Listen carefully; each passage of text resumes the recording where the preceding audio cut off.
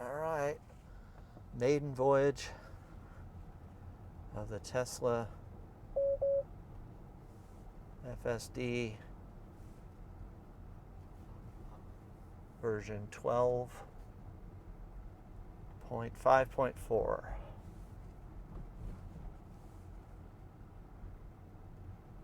Little very like surgy there.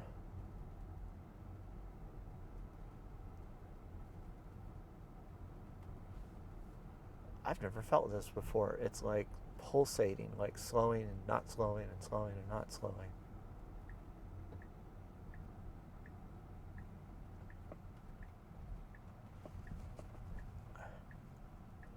So already my first experience was when I backed the car out of the garage with the summon feature, which is where you just push the button and it goes in reverse.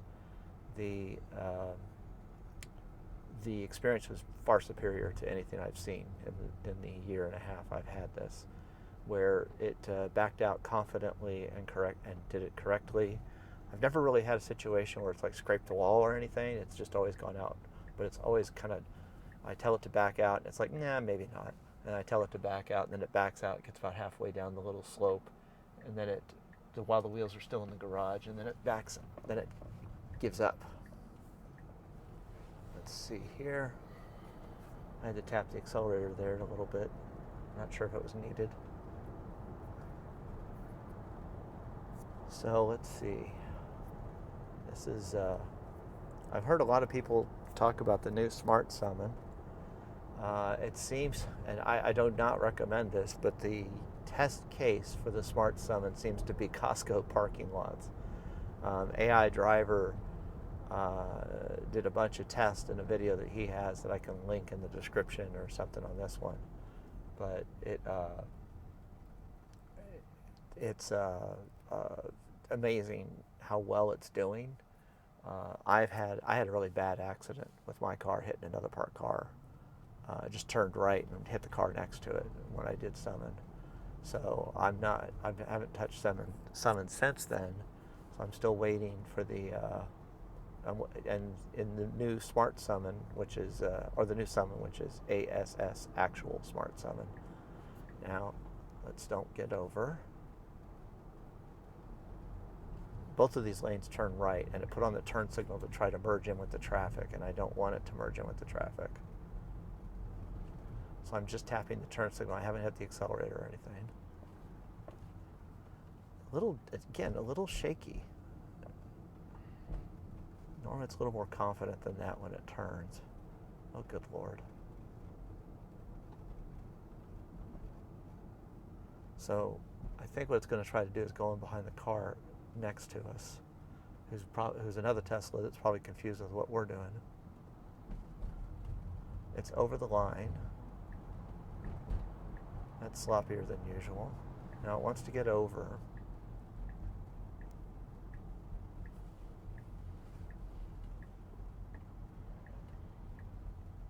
Technically, you're not supposed to get over it this time, but it's going to do it anyway. Now, supposedly, this is a new software stack. Supposedly they got rid of the C++ code for driving on the freeway. I do like that it's aggressively getting over to the left. That's a little closer than I'd like. We'll put it into chill mode, which should keep it a little bit more distant. I'm not sure what it was in before. It must have been an average. So it's not accelerating right now because it's letting that turn signal car in.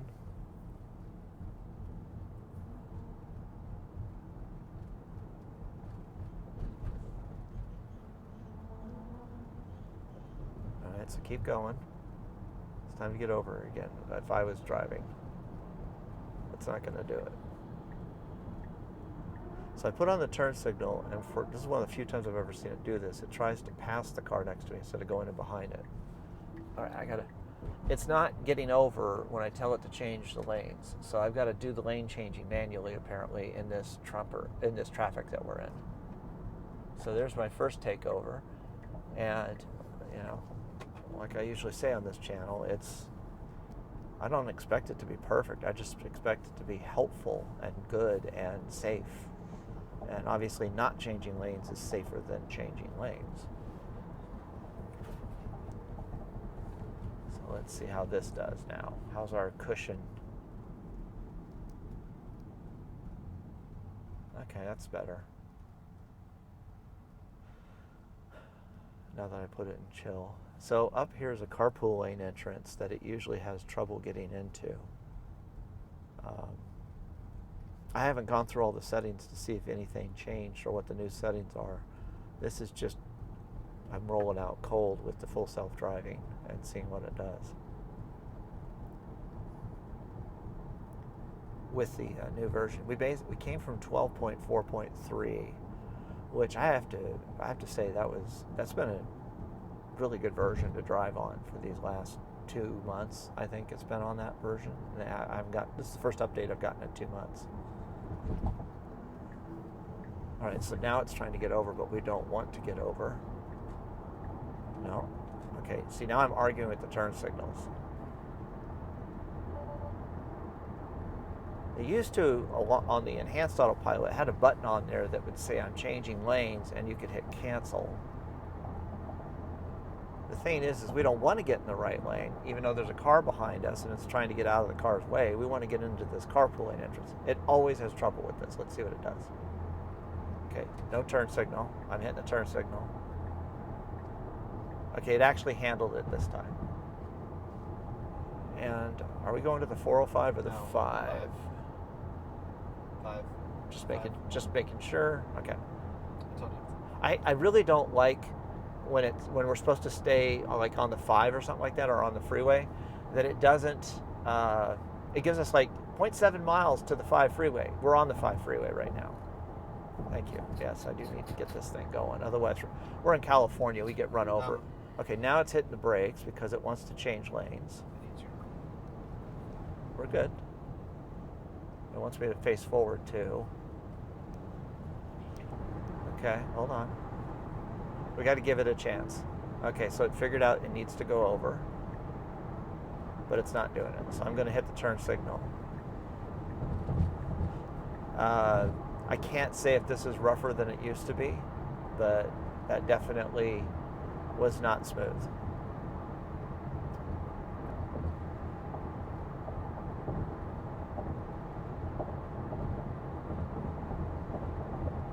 You know, when you deal with a new version of full self-driving,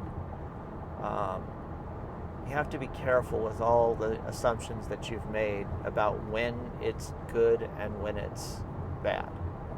So like when it'll do something perfectly and when you have to take over. And I always think of the line in the Avengers when Mark Ruffalo's Hulk says, "Do you know how I don't turn into the Hulk? Because I'm always angry." And I think that that's how you don't get into accidents with full self-driving supervised, is you always assume it's going to make a mistake and you prepare for correcting for that mistake as you're driving. And being that I've put over 10,000 miles on full self-driving since I got it, maybe about closer to 15, I would say that even if you're in a mode where you're trying to anticipate what could go wrong and being prepared to grab the wheel, hit the gas, like right now I'm saying, okay, if it slams on the brakes, I'm going to hit the gas. If it gets too close to that car, I'm going to hit the brake. If it veers into that lane, I'm going to grab the wheel and put it back.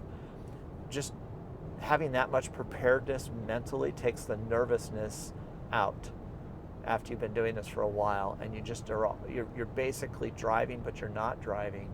And it seems, and I don't know if this is going to make sense because I'm obviously improvising everything that I'm saying, but I find that I have a lower stress level when I'm driving, being prepared to take over, versus anybody else who wants to comment about that. That essentially,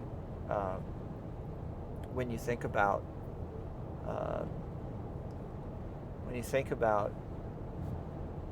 the stress it takes to drive, there's just a higher, like when you get somewhere, you have like an adrenaline letdown after you've driven. And driving FSD to all these locations that I've driven it to, out to Vegas, up to Sacramento, and all the stops in between, driving it to my errands every day or whatever, I find that I don't have that adrenaline let down. Maybe in the beginning I might have, but once I started to understand the relationship between me and the car, when I need to take over, when it needs to take over, it's like right there, for instance, you're just very sensitive to when things don't go normal. And that's why my suggestion for anybody that's trying to use FSD is you should always do it anytime you can that's safe and normal. Going back and forth from work to home on residential streets, on, you know, when there's really nobody else around, that's the best time to use it. Use it when you don't need it, and then that'll teach you how it works, and that'll help you get more comfortable with it, especially if you have room for error when it's driving. Because right now, for instance, that guy makes me nervous because he went over the line, and full self-driving is just kind of like doo-doo-doo-doo-doo. But I know it's paying attention, and I know that it'll be defensive in its driving, but there was a concrete wall on the left side, and there's a car squeezing me on the right. So that means that I've got to pay more attention to that. So I can already feel it decelerating, even though the car in front of us doesn't have its brake lights on. So it definitely detects a safe cushion to leave in place. I'm very sensitive to the pulsing, like where it'll speed, slow down, or just kind of pulse the brakes, or cause this kind of, I don't know if you can see it in the camera, but this kind of jerky feeling. Because I do have family members that get car sick, and I've learned that recently that they are, through other people, that essentially they're getting car sick now with full self-driving. It doesn't seem like the full self-driving is as unnerving as it used to be. It's the car sickness now that we're battling. So the more smooth and I'm trying to think about what this word would be. The more like just smooth it does things, decelerates, accelerates, maintains a speed, the less indecisiveness, the less, like if it does this, oh, I think that just sends somebody through the roof. And it does that sometimes. I would also say that now that we're on 12.5 I forgot the number already, 0.4 I think, that 12.4.3 had impossible challenges that I would put to it every day in my standard route of like driving around a concrete divider in the road. It's like a concrete dedicated left turn bubble that you pull into and then you pull out into traffic. It's not the busiest street in the world, but there were many times when it would just try to go right. I mean, basically it would be going, make a right turn, and I don't know if it was going to go into the oncoming left turn bubble that I would, if there was a car there, we would have been nose to nose, or if it was going to make a right turn and just go down to the street. So over the months that I've had this version, I've seen it, because I constantly put it at that turn every time, because that's the shortest route to where I want to go. Even though it's against the navigation's routing, it got better and better. Now it does it flawlessly, essentially. Every time it comes to that thing, it does it right. And I noticed that on the maps, it actually does have a little, like it turns and then it does like that. It has like a little S to it. And I don't know unless I look at some old videos, and it's hard for me to do that relative to my available time. I might have just been out in a left turn before, so there is updates, and I every time it would fail, I would take over. It would say what happened. I record the message, and I would, unfortunately, sometimes I was a little bit emotional, but most of the time I just tried to be clear that basically it did not handle that well. And then it started to handle it better. So it's nice because even when it does something wrong, and you can let it try to do that over and over again, and you report the error every time it does it wrong, I would say that there's probably nobody else in my area using full self-driving to take that turn, because it's against the navigation and I'm forcing it to go that way. I would say nobody else with full self-driving was hitting that intersection from the direction that I was hitting it. It had no stoplight. It was a blind left turn, so to speak. So they definitely, I feel like they did get my feedback and they did improve it. And I think they must have improved it by putting some detail into the navigation maps. So without updating the version of FSD. So here we are. We're probably about, I don't know, 10 or 15 minutes into our route here. And it's been relatively smooth. Nothing's jumping out at me that I'm concerned about. I feel like it's had a good follow distance. This is another thing that I want to point out about full self-driving for anybody that's kind of new to it as well. When you look at the distance between myself and the car in front of me, and I know this is kind of a fisheye lens, so it's about width, like you can see what's in my side view mirrors, not just about what's in front of me. And unfortunately, I don't have a Insta360 type camera that I can suction cup on the roof like some of these better guys. But I'm not trying to, I'm not trying to make this thing oversell this full self-driving. I'm just trying to use it on a day-to-day basis as a function of my driving. So what I was trying to say is that essentially the car in front of me, you'll notice there's a big gap between me and the car in front of me. And if you're an LA driver, you should be like triggered, alarms going off in your head, your road rage should be triggered. There's too much of a gap because people will cut in front of you or something like that. And that's one of the things that I have noticed is I would rather, with FSD active, ride with that gap in front of me for safety reasons, so that way the car has a chance to deal with it, and then I have a chance to deal with what's going on in front of me. And I've already told the story about how that still wasn't enough one time, and there was no accident, but still, it was a good thing I had a big gap in front of me. If you try to follow people like we do when we're driving and our adrenaline's pumped up and we're like, going down the road, you'd be surprised how little actually people do cut in front of you. That's one of the things that I was pleasantly surprised is while I thought I had to keep a tight distance between me and the car in front of me all the time, I was pleasantly surprised to discover that very rarely does it do that. Now, there's an example of what I'm talking about for car sick people. This indecision, I can't look at the screen. It won't let me look at the screen, so I don't know what it thought. But it changed lanes, and then it jerked back, and then it finished the lane change. And that's very jostling for my passenger, I'm sure.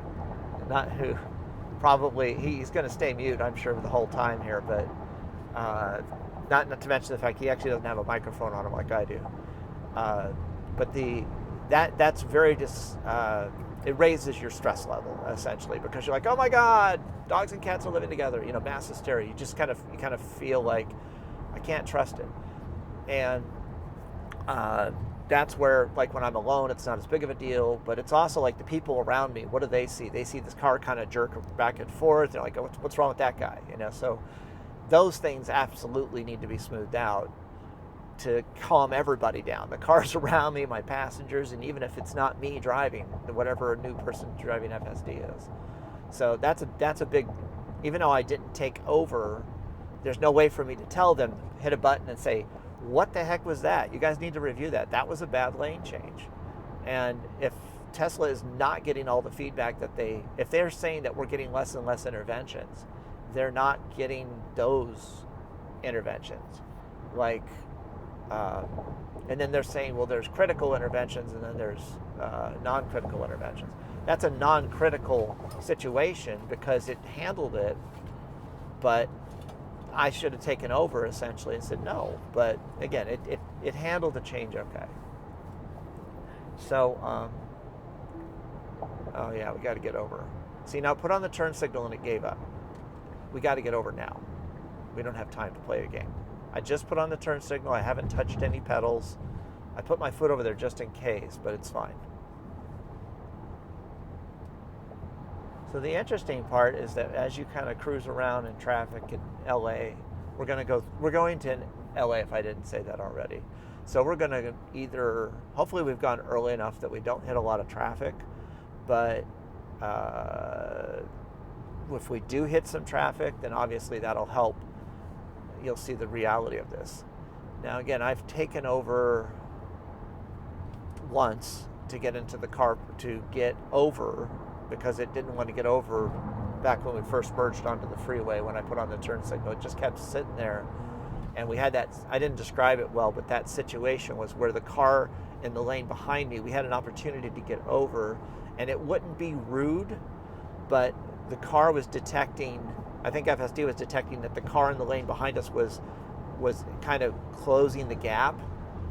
And so we had a window of opportunity to get over safely. Now let's see. You see that? It tried to jerk over in that lane a little bit, and it changed its mind and went back.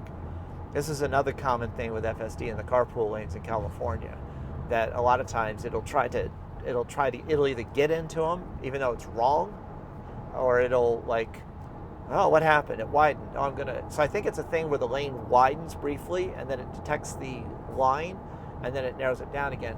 But that's another, where's my button to say that was a problem? We need a button so that we can report these minor things, because if you're a passenger in a Robo-Taxi, that could make your head explode. It's all about trust, smoothness, and confidence. You don't want a car that's driving itself to be always be, no, you first, no, you first, no, you first. I'm just going to wait for all of you guys. I'm not going to change lanes because whatever. It's got to be a human. It's got to be aggressive, but not rude. And that's a quick funny side story, since we have nothing going on here. I have noticed that when I have FSD and I'm at a stoplight, we kind of forget that electric cars have this off-the-line acceleration that always beats gas cars.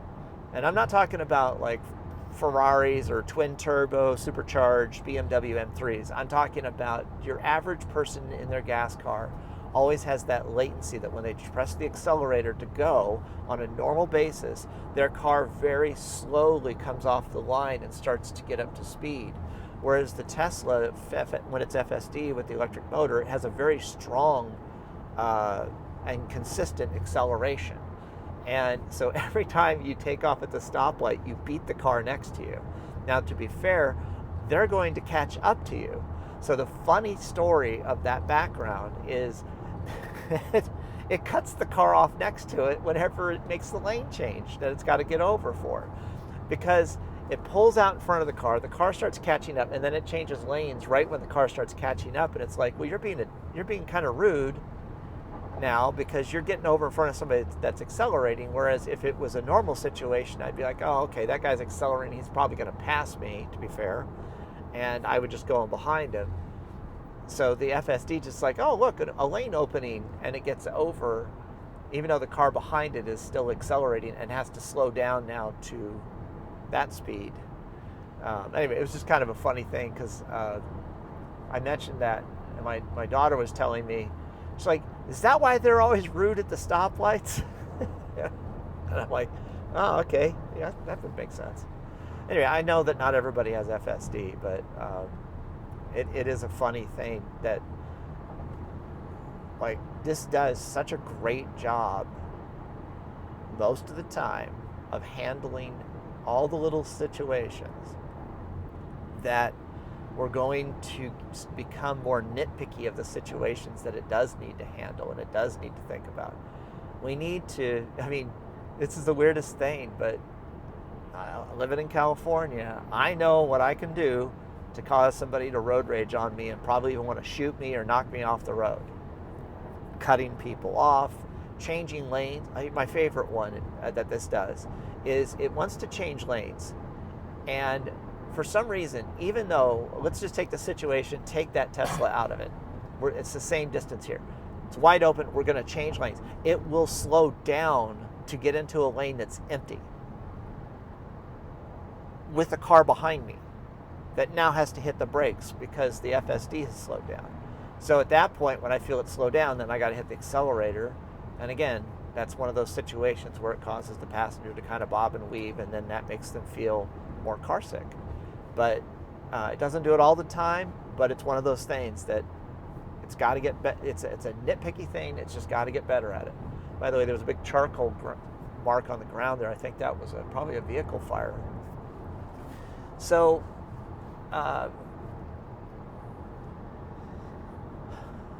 let's see here. What else we got going on? So, like I said, there's not.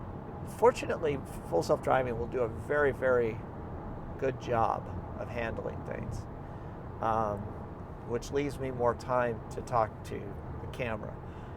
One of the other things I'll share with you guys is that while I'm using FSD and I am paying attention to the road, the camera's watching my eyes. So right now I'll look down at my speed. I'm looking at my speed, I'm looking at my speed, I'm looking at my speed, I'm looking at my speed, I'm looking at my speed. There it says, please pay attention. So that was long. I've seen it go shorter than that. I'm also wearing glasses too. And I've noticed that if the rim of my glasses can block the camera from seeing the pupil of my eye, like right now I've got my head tilted down just a little bit. So it's a little bit harder for it to see. This is better. It didn't used to work this well. So what I've noticed is that a lot of times I'm trying to look at the screen to see what my speed is, and it'll be like flashing blue, pay attention to the road. Here we go with another widening. It didn't have a problem here. So now the slower car got out from in front of us, and the car is very gently accelerating up to the max speed. That's good. Oh, see, now again, it just put on the turn signal for no reason. If I didn't know any better and I didn't feel more confident, it would almost look like it was, see, now it slammed on the brakes. I would say that it slammed on the brakes there because it can't see that far, and it did not want to get into a situation where it's driving beyond what it can see. Going back to the turn signal. So I would say that as a driver, when that turn signal goes on, if it changed over the line that was next to us, we would hit that triangle divider. So obviously that's like, ah! And this happens a lot with the FSD. A lot. Let me quantify that better. I would say it happens, I don't know, let's say about once every 5 to 10 miles, where it will make a decision to change lanes and it'll abort the lane change decision. All right, so now here we got it wide open. We're going the right speed. We're passing cars. It's got that's another thing too, is it actually does pay attention to the lines here. So you can see how it's detecting the dotted lines. It's detected the orange/yellow line over here on the screen. So it knows that that's a solid line that it shouldn't change over. Sometimes there'll be lines that are dashed on the road where it will not detect that it's a broken line, that it's a solid line. And there's an exit down by where I usually get off, where it fails to detect that it's a broken line, and it won't get over the line, and it misses the exit for the freeway. It's not a big deal because there's an exit right down the road, but at some point, that's usually when I have to take over. And obviously at that point when I take over, I can tell them it didn't detect the line correctly. There's obstacles in the road. It did seem to go to the left a little bit for those obstacles. I saw the obstacles while I was talking, but didn't want to interrupt my sentence. I felt it react to the obstacles, so I knew that it was already thinking about it, so I didn't jump up and get ready to take over. Fortunately, those obstacles, even though I said they were in the road, they were to the side of my lane.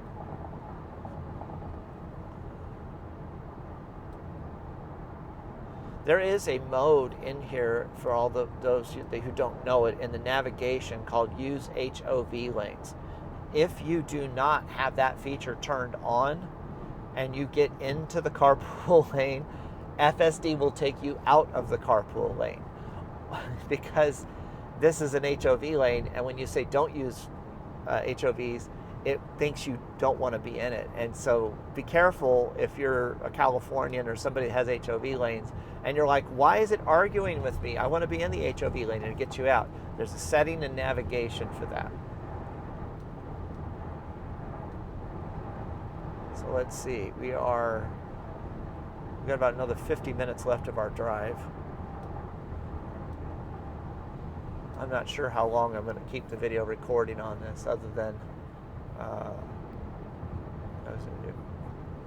we're actually through what would be some of the worst part of the 5 North Freeway traffic.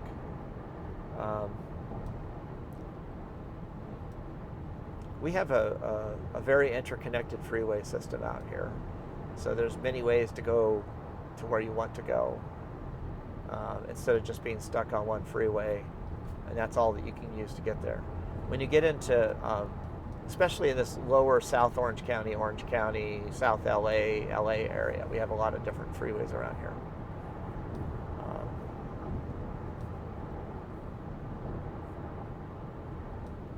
So conversation. When you're on the cell phone talking to somebody, and you're letting the FSD drive, one of the things that you will notice is that you're more coherent in the phone call with the person you're talking with while you have FSD active. And I want to caveat that to say, definitely, it's not the first time you turn on FSD, you get on a conference call and start talking with people about sales figures.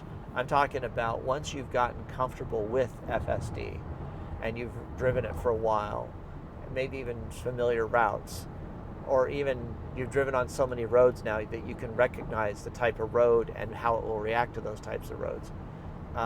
You start to notice that you're more coherent in your phone calls. But not only that, but because FSD is active, it's also keeping you safer than you would be trying to have a conference call or a phone call while you're driving.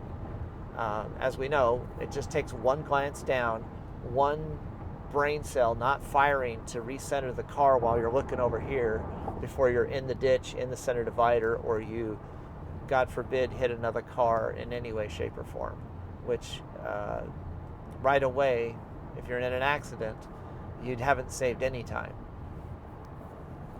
So that's one of the pluses that I've noticed, is that it's easier to be more, I can even do these vlogs because of FSD. If I don't have the camera, if I don't have FSD active and I try to do the same thing, I have to pay more attention to the road to be safe. Now, we've got it tightening up on the car in front of us a lot. So I don't know if it was just pressuring him or what, but you did see my foot go near the brake, just in case. See, now it's braking even though there's a big distance between the car in front of us.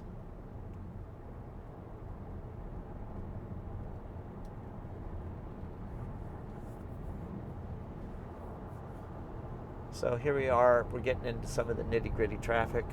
We can see on the navigation, which I do pay for the premium service, it does give me the traffic report on there. So I can see that we're about to slow down pretty bad. Now we are in the carpool lane. No, what are you doing?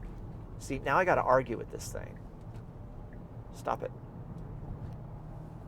Now I didn't break it out of FSD, but I had to argue with the turn signals because it was trying to get over because it thinks that lane is faster. Now, it could be right, but I don't want to get out of the carpool lane just because it's a little bit faster, because I know that this lane usually moves smoother. Could be wrong, but my experience, generally speaking, is when you're in the carpool lane, even if that lane moves for a little bit, once there's no opening for the carpool lane, then the carpool lane kind of takes off and you're stuck not moving. So that's where, whatever you want to call this robot decision making really falls apart, because it's too short term in its thinking, whereas we're more chess players where we're thinking moves ahead, or we have the experience to say, no, that's not going to work. We're in LA where it's very smoggy, so we're going to recirculate. I don't know why it says auto on recirculate now. And that's another thing with FSD also, by the way, is that, right now it's warning me to look at the road. So I just look at the road. I don't have to touch the steering wheel or anything, and it'll say, okay, you're fine. It'll stop flashing blue. But when I wanted to change the AC thing, and I have FSD active, I can look down for a moment and touch the screen, and the car is still keeping me safe in the lane, not going to hit the car in front of me. So as we have these touch screens, and we're replacing the buttons and the knobs that are tactile, where we can just reach over and we can feel round knob, square knob, third button that I can push in from the left or whatever. We have to focus more on guiding our finger to the proper part of the touchscreen. And then obviously as they change the user interface, which I've never seen my buttons rearranged on my dashboard between software updates, then we have to also use our critical thinking to figure out, okay, where's the recirculating air button now? So this is when I really think FSD shines, when you're in bumper-to-bumper traffic like this. Now, I've got it set to chill, but there's also minimal lane changes as a feature. We've got 7 miles until we're staying on the same freeway, which to me, I worry that and we'll see how it does, but generally speaking, it does pretty good. But there are times when we're not changing freeways, we will stay in the carpool lane, and it'll get out of the carpool lane at a freeway change. So all this means is that up ahead in about 6.5 miles is that there's going to be another freeway merging in, or there's going to be a freeway merging in with us or something like that, and we just keep going straight. I don't need to explain navigation to you guys. You guys probably have enough experience with that. So also let me know in the comments how you like this audio. I'm using my DJI microphones today. So we're about to enter a construction zone as well, it looks like. So it's doing pretty good. Nothing's triggering me. And I know triggered is a triggered word, but like one of my friends says, oh, it can't handle cones. And one of the things I will agree with is it doesn't show the cones anymore on there like it used to. But I have seen it deal with the cones.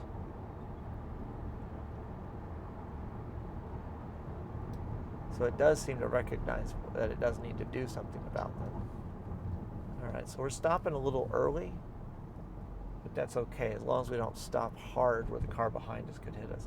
So again, as I'm supervising, when it hits the brakes and I have a nice gap in front of me, I'm checking the rearview mirrors to see if there's anybody behind me I got to worry about.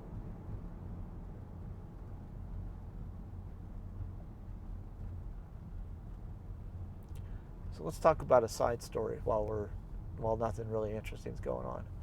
So there was a story of a woman at a Tesla Supercharger up in Canada there was an attempted kidnapping by 4 people. They pulled in front of her car at the Supercharger, and so she couldn't go anywhere, and they somehow got her out of the car and tried to drag her over, and I don't know how she got away, but maybe somebody said, hey, what are you doing? And they finally gave up and let her go. So that raises a few questions. Are you in danger at a Supercharger? Most of the Superchargers I've been to, except late at night, specifically we're out in Texas, between Dallas and Shreveport, there are usually a lot of people there. When we came back from Vegas midday, and this was during the daytime that this happened to the lady too. I'll put a link in the description for the article. But there was, this was during the day too, that was another thing. So a couple things. One is that Zach and Jesse on Tesla Time News described this breakaway charger interface that you can plug into your Tesla cable and then into your car. And then if you need to get out right away, you can push the charge port button, and then that will deactivate the charging session, and you can literally pull away and it'll just snap off safely without damaging the Tesla Supercharger or damaging the charge port on your car, and you can get away. But what was interesting about this scenario was the car was blocked by the people that were going to take her.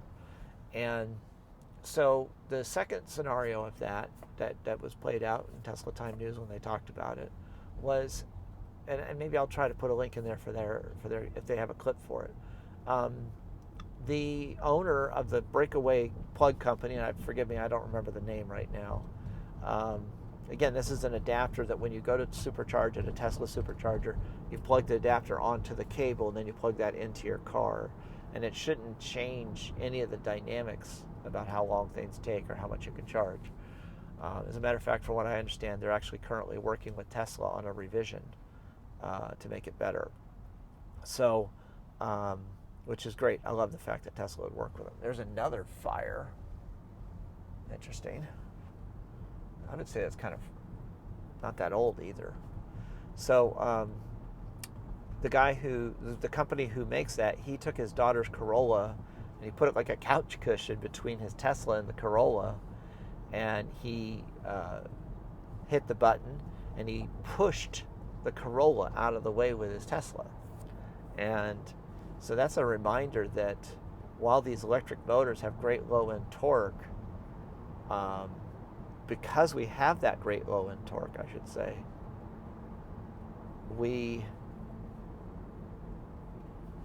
I don't know what the hell that is. We actually have the ability to push a car out of the way if there's something blocking us.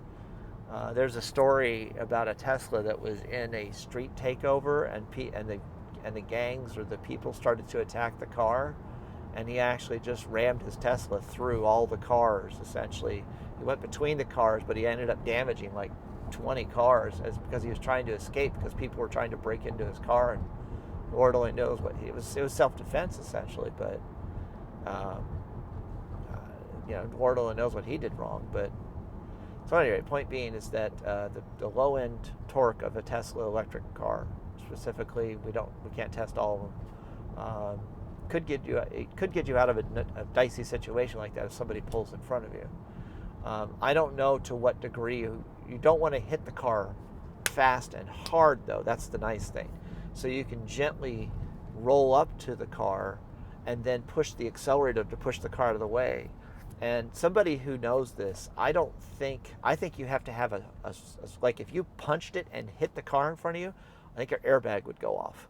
But if you push the car, if you accelerate up to the car gently and then press the accelerator to push the car out of the way, I'm not sure that it would do I don't think the airbag would trigger. I think it's about speed and impact and G-force. And there shouldn't be a lot of G-force pushing a car out of the way. Because I know that in some cases there's an airbag sensor in the front of the car. And obviously if you're pushing another car, that might get tripped somehow. But I think that's, again, more of a G-force thing. Somebody in the comment section, let us know if you know anything about that. So that was interesting. Now the thing is I put up on my Twitter feed a poll that's probably not going to go anywhere because I'm not paying the $7 a month right now. But I haven't paid it ever, to be frank. But I said that I think what Tesla needs is when the car's at a supercharger, you need to be able to press and hold the hazard button, which will activate a panic button on the screen. And you can just press it. It would be a button that takes up, because let's say you're watching videos. Let's say you're watching Hulu or something like that. If you press and hold that button, it should say emergency, and then you can just slap the screen, and then that would set off the loudest possible screeching, noisy sound out of the car speaker, out of the horn or whatever. Just make the car make as much noise as possible. Dial 911 on the Bluetooth phone that's connected, and obviously start recording the cameras and send them to Tesla or whatever. Do a cloud upload of the live cameras too. It would be nice, because in my opinion, that's a dangerous situation. And you might have somebody that goes off the side of the road, for instance, let's say, and they may be injured in a way. They may be pressed into the car, and all they can do is press that button, and then people are going by. They don't know that there's an emergency over there. So having the car make all the noise that it can, have it call 911 all in one swoop would be. I know that there's situations where the watch or the phone will offer to call 911. It thinks you've been in an accident, but I think this is a different level than that, because I call this like an emergency. You need help now. Kidnappers want you to be quiet so they can sneak you away. I know I'm talking about kidnappers like it happens all the time, but I'm just saying that for that one-off situation, it's a software patch to the car that could make it extra safe. But again, either when you're charging, there should be a button on there that has a swipe for emergency or something that wouldn't accidentally be pushed.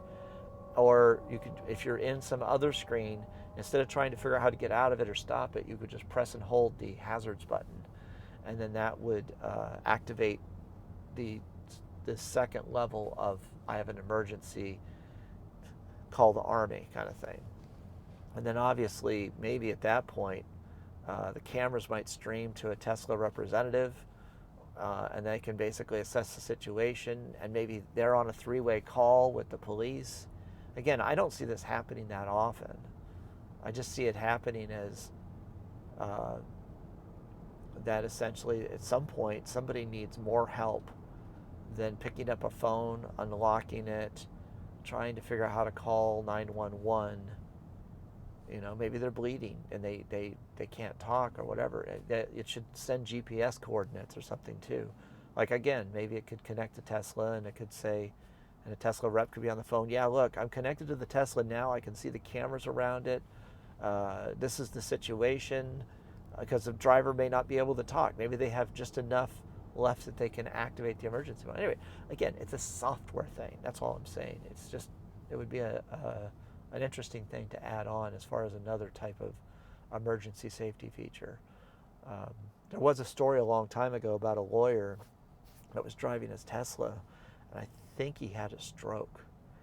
And he was able to tell full self-driving to take him to the hospital.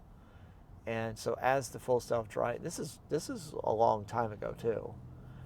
So as the car was taken to the hospital, he was able to call his wife, who was able to call the hospital, and they met him in the parking lot. The car just basically took him to the parking lot or whatever, and he got out, and his life was saved. And when they triaged him in a situation and they reflected on the whole thing, the amount of time it would have taken that gentleman to have gotten back to his, for an ambulance to come and pick him up, or a helicopter to come pick him up, or a police car to go find him, and one of those 911 situations, he wouldn't have made it, or he wouldn't have survived as well as he did. So, like I said, these emergency situations are very few and far between. Thank the Lord they are. But they are things that nonetheless can be potentially have a better outcome with a little bit more technology. Enough said about that. So we're 32 minutes from our destination. I want to say that one of the things, this is just a general Tesla thing, but I've been really impressed with the range estimates. It says it's going to arrive with 75%. Currently we're at 82, so it's going to take about 7% to get to where we're going. So that's not bad. 234 miles. I think it said I had 296 miles when I started. I heard a guy say today that he doesn't think you should drive with the mileage up here. He thinks you should drive with the percentage up there. And I can kind of agree that when you're using the navigation, it knows where you're going. It knows the air, elevation, general traffic patterns, everything else. So when we were coming back from Las Vegas at the beginning of the month, we were coming back on the second busiest weekend of Vegas throughout the year. We were in a parking lot, just tons of traffic, and it was bad. It was just stop and go. So we got from Vegas to Baker, which they had just announced on Tuesday had opened 96 Tesla Superchargers, and that place was rocking. There must have been at least 50 to 70% of those 96 chargers consumed. And as Tesla owners, we all know to take every other spot and fill in the other spots when we can't, when it's not available, because you can deregulate. 4 Tesla chargers share a transformer, and that first 5 or 10 minutes of charging, you want to get as strong of a hit as you can, and if you don't do that, then it takes longer to charge. Let's see here. Okay, that was handled well. That was very smooth. It did not jerk like it did with the carpool lane a while back. So anyway, when we did that, it had estimated that we would arrive at the charger with 29% battery, and we did not have a full charge to begin with. We had like 76%. So we used a lot of battery getting to that first charging stop, which there were other charging stops we could have gone at before that. But that's another thing that Tesla does with its navigation, is it tries to arrive with 10% capacity left in the battery. So let's see here. So that guy got out of the way. We got a big hole in front of us. And it's not quite flooring it to like close the gap, but it did accelerate a little bit. And now it's accelerating a little bit more. Okay, that's not bad. Now we are getting a little bit of that thing I was talking about, the pulsing, where it's like slowing down, speeding up, and slowing down, speeding up a little bit. Yes, I do have my wallet. All right, now we got some lane decisions to make because we're behind the semi-truck. It put on the turn signal to get over to the right.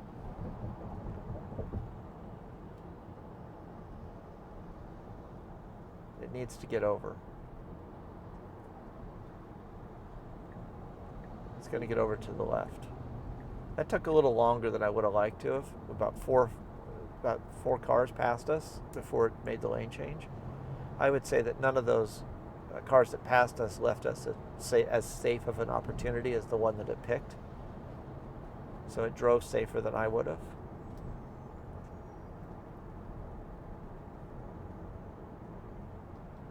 That's another thing to mention, because obviously I'm trying to fill time here with stories. As I'm showing you what it is like to live with full self-driving.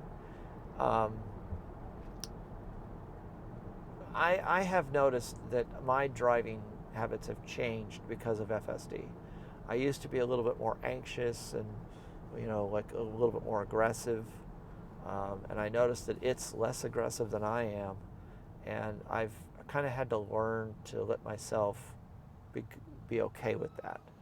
And upon doing that, upon letting myself be okay with being a little slower, sometimes a little safer, not a lot, but just let it do the things it's going to do. And obviously I know when I need to take over, like those lane changes at the beginning. It definitely is, it's changed me as a driver now. I'm more patient than I used to be. I think I've become a little bit better driver when I do drive. Now, that being said, I'm only driving how long did I drive with the lane changes back there? About 30 seconds. And we've been driving for maybe an hour.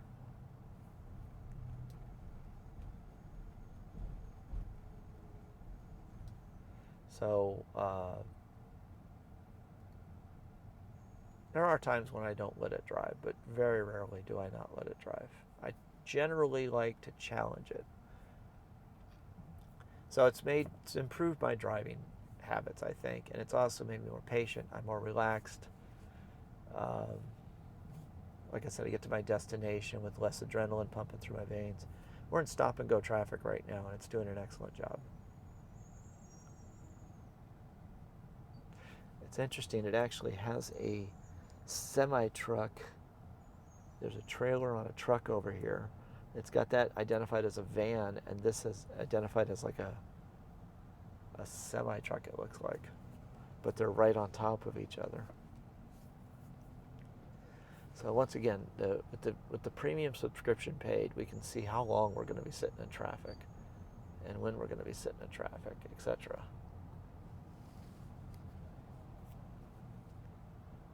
I don't know why it's showing me superchargers. Huh. Lots of superchargers in Los Angeles, I'll tell you that much. Oh, see, now I looked at the screen for too long.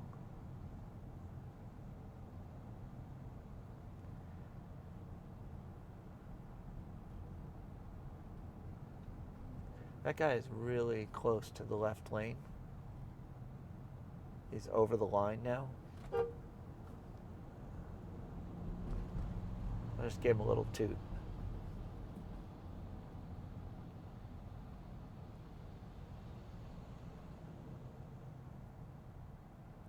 It's going to be really exciting when let's talk about my take on FSD and the future of driving. I think it's a fool's errand to do robo-taxis. I think that it's a slipping future. Like, I've discussed how well FSD functions for me as a regular driver. This is what I think is the money shot right now. This needs to be promoted. Not a driverless future, but a supervised future. And driverless, maybe sometime in the future, because just in this little bit of a drive, I would say that while because I had to take over for lane changes and because it's jerky, it's still not there as a robo-taxi. Now, to be fair, in a controlled situation, maybe in a city or something like that, it might be fine.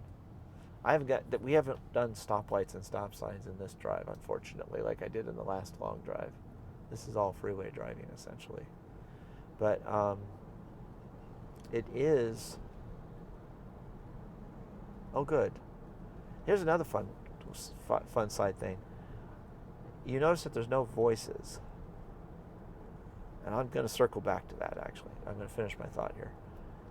So, I was talking about... shoot. I've already forgotten what I was talking about. Sorry about that. At any rate, so let's switch over to that voice thing. If you've noticed, the whole time the car's been driving, the navigation's been navigating, there's been no voices coming out of the car telling me when to make turns. And that's because the FSD does a very good job of putting me into the proper lane when I need to be in that lane to do what I need to do. Getting on the freeway, we had some trouble, but generally speaking, right now we're in the heart of Los Angeles now. This is where it's like somebody threw a ball, just threw a pile of string down for our freeways, and it can get a little confusing and a little bit stressful. And this is where I kind of like it, because it does seem to prepare early, gets over early, doesn't wait till the last minute, and it seems to be in the appropriate lane every time we go somewhere. So we're basically done with our freeway changes, interestingly enough. And we are 20 minutes from our destination and 10 miles from our destination. So we do have some more traffic we're going to sit in. Right now, there's no jerkiness. It's pretty smooth. It has kind of a graceful is the word I'm looking for, as we're going around these turns and stuff.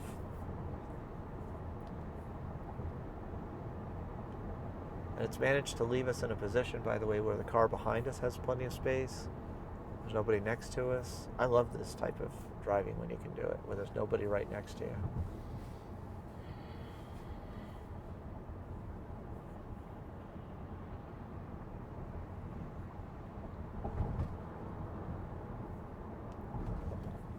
So let's take a moment to talk about range anxiety. I've mentioned this before, but as we're watching this drive, I'll mention it again. I recently came to realize why people buy Teslas more than the other cars, or why it's a good idea to buy a Tesla over the other cars, until they fix this problem. And that is route planning. And route planning and range anxiety go hand in hand. And that's because you would say, oh, route planning is figuring out which freeways, which exits, what's the optimal route with the least amount of traffic. But with an electric car, route planning, one of the critical parts of route planning is the charging stops. And one of the critical parts of planning your charging stops is to try to get your battery down to about 10% before you start charging. Because 10% and up is your right around 10% to maybe 30 or 50%, I forget what it is. You get the most power pumped into your car the fastest, essentially. So you can add like 100 miles in like 5 minutes or something like that. That's not an accurate statistic, that's just for dramatic effect. Because when you get up let's say past 50%. Then it slows down to where the next 10 minutes you may get 100 miles.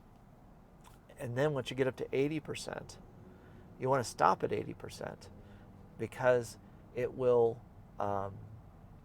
it'll take, if it took you 20 minutes to go from 10 to 80%, it'll take you 20 minutes to go from 80 to 90%. So the car will recommend 80% usually, and you should listen to the car. Actually, what's really cool in the Tesla planning is it'll actually just recommend the right amount of charging to get you to your destination. But the getting to your destination with 10% of your battery, just to be clear, again, route planning issue, right? But the fun thing about it is that you can go along your destination here and you can turn on the superchargers. And you can say, oh, look, there's a supercharger right by my destination. And you can kind of figure add to the, so you would hit like this button here, for instance, and you hit the little bubble with a plus next to it, and that would add that supercharger to your route. So what you can do is you could actually tell your route, look, when I get to my destination, I actually want to have a full charge. And it'll actually shift all the other chargers and charging, may even remove a charging stop that it was going to have so that you can get to that destination.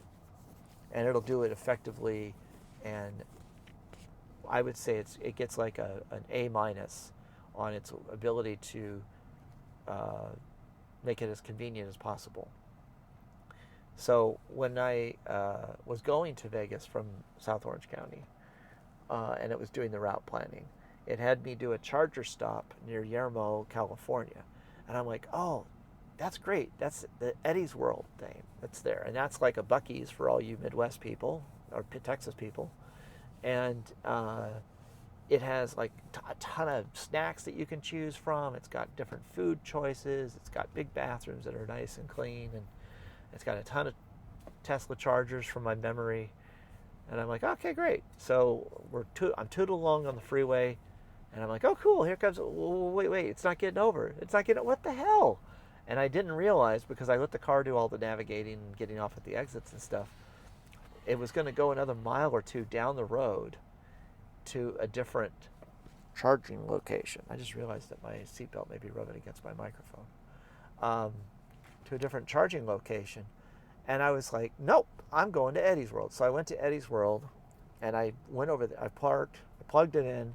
I went inside, went to the bathroom, I ordered some food, and then I looked at my phone, and I'm like, okay, what is it doing? And I figured out that the charging station that it wanted to go to was a 250 kilowatt charger, and the one that I was at was 150 kilowatts. So what I did essentially was it had planned a faster charger a little bit further away, and I kind of circumvented that. So what I did is I went ahead, I ate my food. It was going to take longer. Went ahead, I ate my food. I went out to my car, unplugged it, and then I drove to the next charger. And getting on off the freeway just takes, I don't know, 2-3 minutes because the chargers are usually right by the freeway. But by the time I'd gotten there, obviously the 250 kilowatts didn't matter anymore, because I was down below, I was at like 80 kilowatts of charging. But it did give me a chance to survey that charger and see what it was. And I got to tell you, the Eddie's World charger is a lot better on amenities than the other one. It had like a family-owned taco restaurant, but it had all these brand new 250 kilowatt chargers at it. And it would have been a very fast place to charge, but it also would have been a kind of a long place to charge. So the route planning of the Tesla, taking into account all this rocket science that you don't have to become an expert at as a driver, is one of the things that makes the Tesla software superior to the other cars. Now, please comment below what your experiences have been. I've checked with a few other people about this, but I can definitely see if you're not driving a Tesla and it's not doing a good job of planning your routes, or it's forcing you to install an app to plan your routes. Right away, if you have to install an app, it loses. And I don't care if it's a Ferrari or whatever. I mean, obviously there's another reason for buying the car, but I can't argue with that. That's an emotional decision. But logically speaking, for a driver that you're going to drive a lot, you're going to have to supercharge a lot, having this really good advanced, I don't want to say superior because it sounds arrogant, but having this advanced route planning software in the car, it definitely killed my desire to use Waze, for instance, which I used to be a big Waze guy. But the advanced route planning has allowed me to have smoother trips. There was one route planning that it did where it wanted to stop at a charger for 50 minutes. And I said, no, we're going to stop there for 20 minutes and charge up. And then we'll go, because I knew there were a lot of chargers along the route, and I figured it would just find another charger. And then this was on my way back from Vegas in the rush hour traffic. So basically what I was told is that, oh, well, we're not going home. We got to go to the office, and then we can go home, which added more time to our route. So we went from one 50-minute stop with me adding that waypoint in to our home destination. We went to 2 charging stops that were 20 minutes each. So it actually took less. So the route planning software for some reason was stuck on that 50 minutes versus the 20. The other thing that you don't think about when you're driving and route planning and everything else, and I wish the Tesla software had this kind of feature on it, was I don't care if I get home and I have like 7% of my battery left. It'll try to force you to charge sometimes, and it's not a bad idea to have a decent sized charge when you're on the freeway. But because in case you hit some unexpected traffic or an incident or you get stuck in snow, it's good to have extra energy in the car. But the thing is it's cheapest for me to charge at home. It costs me 2.5 times as much potentially to charge at some of the superchargers versus what it costs at home. So I really don't want to come home with 80% of my battery. I want to come home with 10% of my battery or less left. So that takes a little playing with the software. And obviously, another thing too, while you're supercharging, is it tells you when you arrive at your destination how much battery you'll have left. So if you want to show up with 10%, you just got to go out and pull the plug when you're at that point. We're 8 miles and 13 minutes from our destination. I don't know how we did as far as traffic goes. If we had left earlier, it would have been better or not.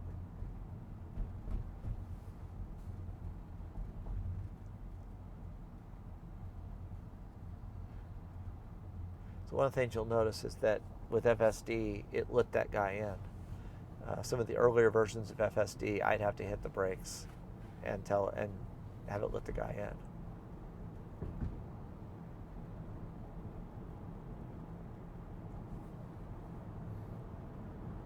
So far, I've not seen a drastic difference between 12.4.3 and 12.5.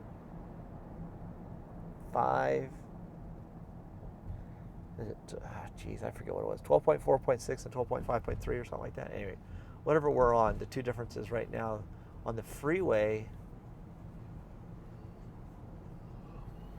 I would say, just kind of recapping in my mind, I think it's been a little smoother.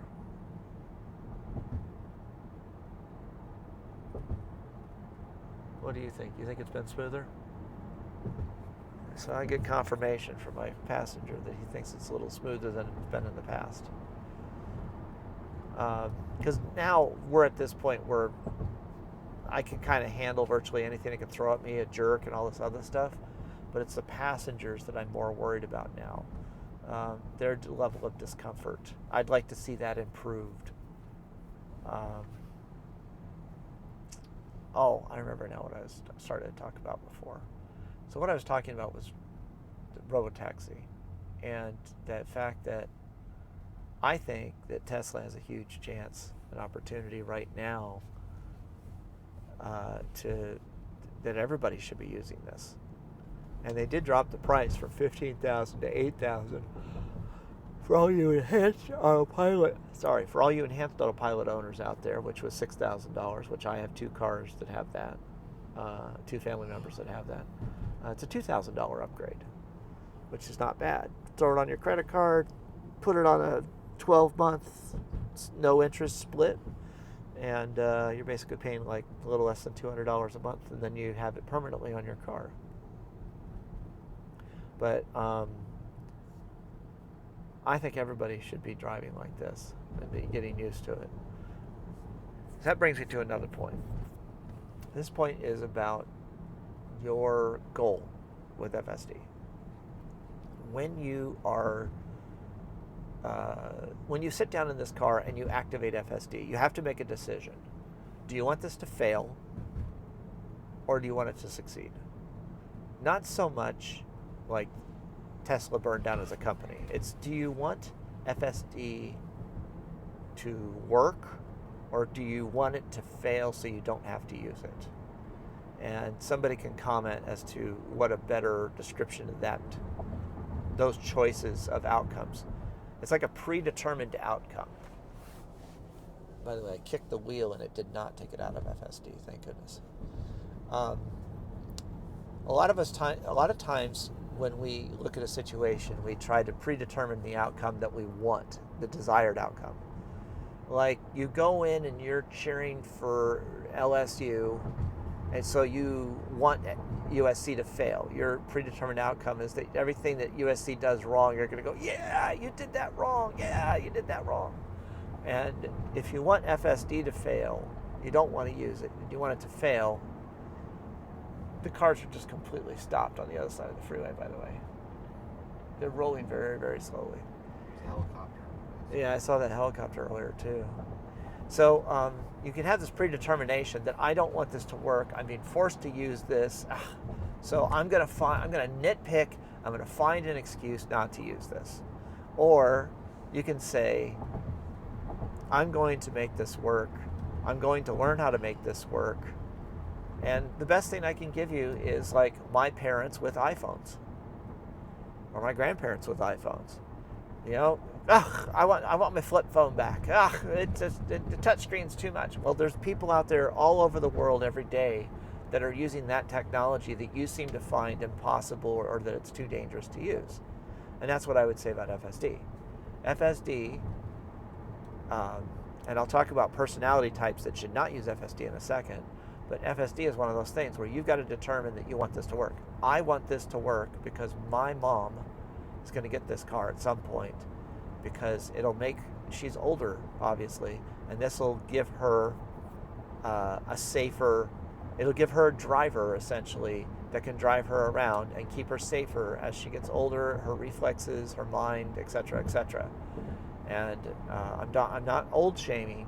I'm just saying that even though I'm only 55-ish, I would say that I feel more comfortable, and I see a little bit more mistakes when I'm driving. Nothing bad, but so we are. That's interesting. It says on the screen why it got over, but I think it got over to pass the car because it's a faster lane. Because we're still 2.5 miles away from our destination. It's usually like an hour long, not an hour, a mile within the distance is where it usually tries to get over. A mile within the exit. So again, I didn't touch anything. It did it flawlessly. So yeah, like I said, my goal is that I want this to work. But I'm not going to, so I have a limit that I will let. It's like they say, you give it a certain amount of rope. I give it a certain amount I put it in non-dangerous, non-threatening situations where I learn how good it is. And then as I get more and more confident with it, then I start then I stop protecting it, and I start putting it into more and more situations where I need to really see if I can trust this thing. And I've had it in some pretty hairy situations. I was coming back from LA one time, and I needed to get off to stop by a friend's house, and it went to change lanes. And this was with enhanced autopilot 2 years ago. I went to change lanes, and it went to change lanes. And then all of a sudden it darted back into the lane, and I'm like, stupid, worthless tech. And then no sooner could I even get that thought formed in my head to think about it than a fast and furious car, which there was an obstacle in the road that we missed, zoomed into the lane that I would have been in. And my rough estimations are, had I changed lanes, he would have had to hit somebody, including me. He was going well north of a safe speed for the situation. Could have been except for the fact there were no police cars, it could have been one of those types of guys. It's like outrunning the police. Nice smooth lane changes, by the way. So going back to the type of person now. Now we have to talk about the type of person you are.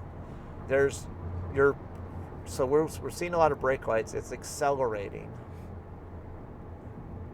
but it's slowing down. Okay, that's not bad. Okay, that's good. So anyway, no intervention needed. So type of person you are. There are people out there, and you know who you are, that freeze in situations. I've talked about this before. I'm going to talk about it again. But I'm not going to take too long, hopefully. So there are people that when they get into a dangerous situation, they just freeze. I'm going to just say it like this. Imagine you were in a car accident and your car is spinning around. And what they do is they just freeze. And maybe they pray to God that it'll all work out. I don't know. But the point is that they're not participating in the solution, in solving the problem that they're in. They just let it right out. They just freeze like a deer in headlights. There's some term for it. I forget what it is. Then there's people that are like react quickly in these situations and adjust quickly, and they're very, very reactive. So you're either passive where you sit there, or you're reactive where you're trying to do the best. Do I need to think about something? They got out too early. That's okay. I know I've gotten out here before. That's a big pothole. We should have avoided that. I'll let it. I should have avoided that. So anyway, the point is that again, I didn't react. I froze on that one. So pot calling the kettle black, right? Hold on. What are we doing here? It says this goes straight. It doesn't. But this doesn't go straight. All right, we are in the wrong lane. It's the lane to go straight was next to us. So that's one of the things you have to identify is, are you a person that can train somebody else and take over if you need to in a situation? If you're the kind of person that can't handle that kind of thing, then maybe you shouldn't be driving to begin with. Think about that for a minute. But for the most part, you've got to be able to be reactive. And you don't want to be passive. You don't want to be sitting here trying to Twitter, Instagram. Please, for God's sakes, do not use this as an excuse to get onto your phone and do stuff. You'll notice I haven't been on my phone, not just because it's been up in the holster recording this entire video, but we're a little sloppy there going over the line, by the way. There's nobody in the lane next to us, and I've noticed that this FSD has been, what do you call it? It's been reacting, like it's tighter in its lane changes when there's... Go the wrong way. So it was following the navigation, which was not... What do you think? Which lane? Inside, outside? They all go to the same place. There's 4 choices. Oh, Yeah, we should have gone to the inside. Just like over here. We can go to the outside. There's nobody over here. So you might think, well, why is he activating the FSD in the parking lot? Let's see what it does.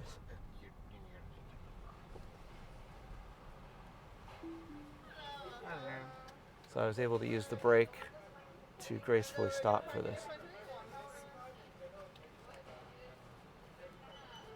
It didn't stop for the parking booth for me to pay.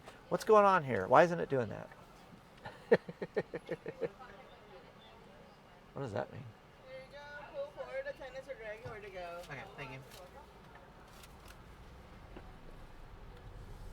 Are you a premier parking owner? No. I'm assuming.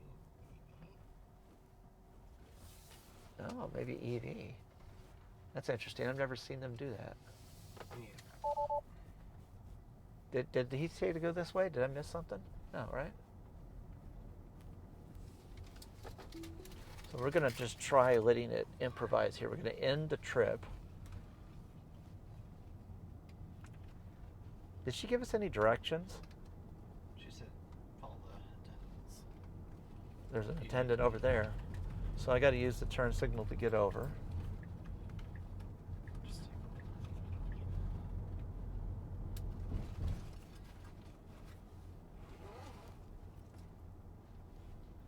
All right, so we have a stop sign that the car is stopping for. Hold on, what's he going to tell us to do? We're going straight. Go straight. left. Oh, It's not straight. it figured it out, oddly enough. She's telling us to keep going.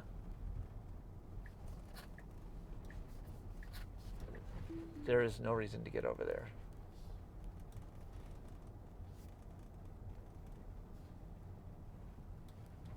We are getting preferred parking.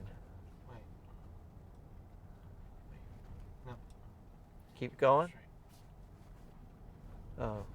Well, that was a tease.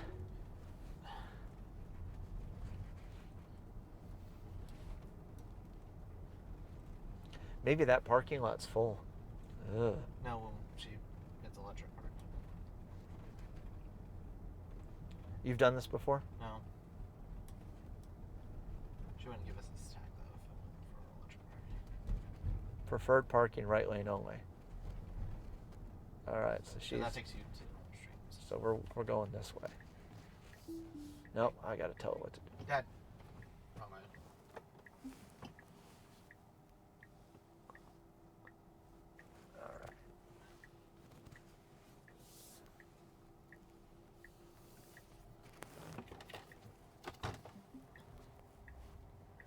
All right.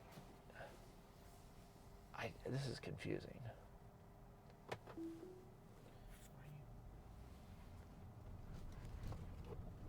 We need it. I see it.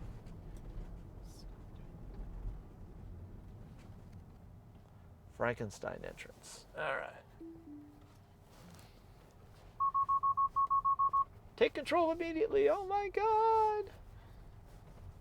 You just gotta love that part. All right, so we don't even have anybody in these booths.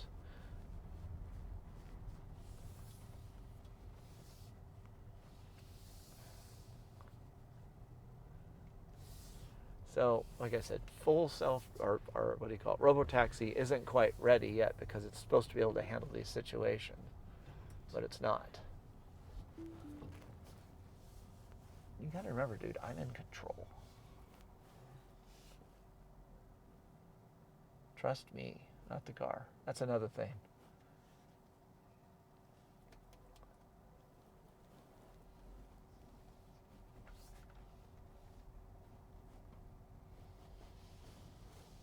Lots of people here.